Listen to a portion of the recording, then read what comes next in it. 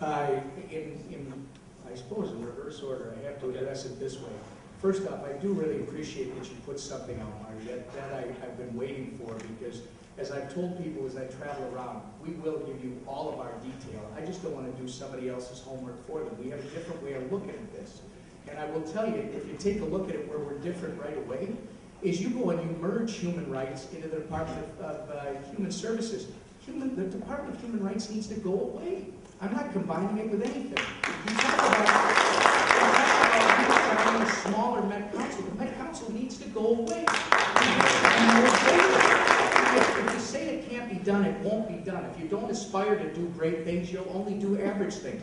If you talk about the caddy waiver, and you say that we're capping it, it's a matter of priorities. These are the most profoundly retarded and most disabled population we have. I can save $2.5 billion right away in structural changes, not nibbling around and combining agencies, saying goodbye to agencies. And it's a matter when you talk about the Minnesota Housing Finance Agency. I already took out the federal dollars. $1.6 billion are state dollars. And folks, you have to understand, this program helped 59,000 households in the state of Minnesota. Do the math. That's almost $20,000 for these folks on an annual basis. Think about a mortgage that you could buy with that. But there are other ways to do this, including rent subsidies, as opposed to spending $1.6 billion to create housing. Our government should get out of the business of housing and let our contractors get back to work instead of... This is the beginning, not the end. This is the floor, not the ceiling. This balances the budget and starts putting money back in our budget reserve. Because if you go to your truck and you lift up your floor mat by 37 cents, you have more in your budget reserves from the state of Minnesota. So we build back $75 billion, but this is a document that takes us through July 1 of 2011. And a lot of things Tom's talking about are big ideas, obviously. I'm for big ideas. We've got a lot of them in here. You know, abolish the Met Council, we can do that, but the amount of state dollars that goes into that to balance our general fund is very, very limited. Now, we're going to give you a lot of property tax relief, and you bet I'm going to be there to do that. But we have to also focus on the immediate task at hand, which is to have a solid Republican proposal to balance the budget now, and then we will release the details on the next round. Because the next round is going to be equally or more important, and this takes a huge step into balancing the budget in the future. But I can tell you right now, some of the proposals are similar to Governor Plenty, some of them are different. I think he caps the caddy program like I do. But there are a lot of programs in Minnesota that they're growing exponentially faster than inflation. We're going to have to do something about that and find better ways to do it. Dan, thanks. So go ahead and respond. The state of Minnesota needs to do everything in its power to protect the citizens of the state of Minnesota. And when it comes to federal intrusions, unconstitutional intrusions, like the socialized medicine program that they're trying to force feed down to the states, whatever tools are available, we must use. But I really think that it is an issue of leadership, and I think it's going to be, it's one of the reasons that I'm interviewing with you for this job. Because I think the governors in the different states of the union are going to be the most important positions in the union in the next decade. Why?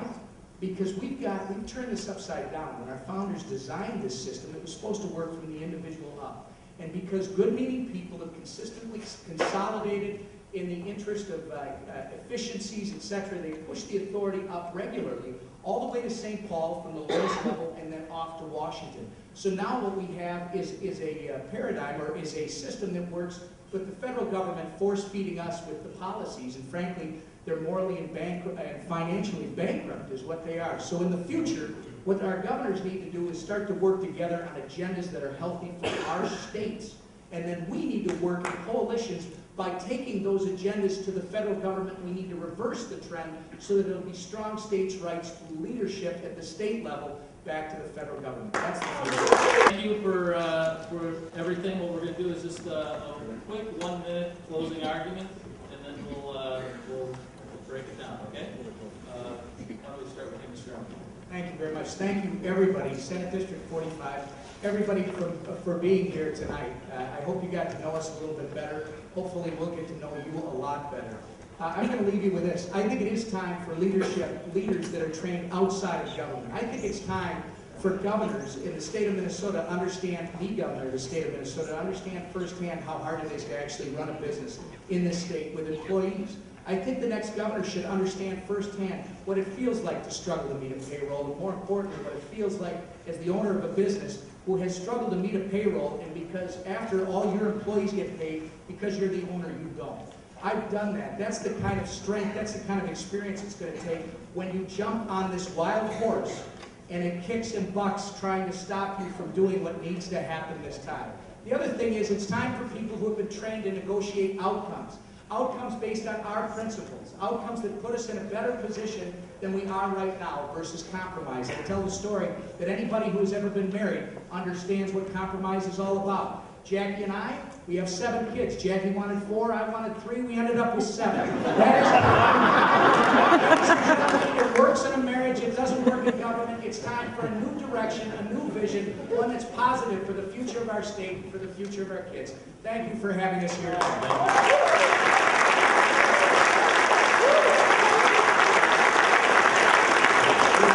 Thank you all for being here tonight. And let's agree that on November 2nd, we're going to elect a Republican governor.